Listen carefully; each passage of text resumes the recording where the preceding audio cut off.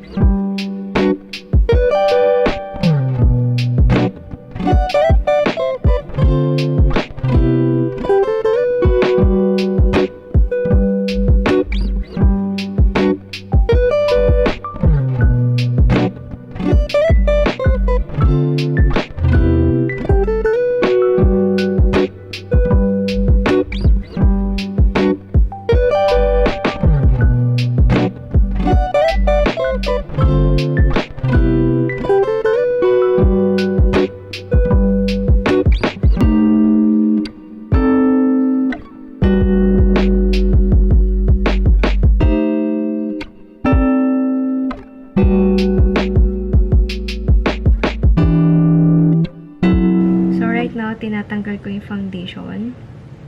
And FYI, no one's perfect, no? Okay na magkamali. But di ko gagaling tong brows. I'm going to use the Jazzie Friends Flash Palette and use the sky blue dito sa smoke na to.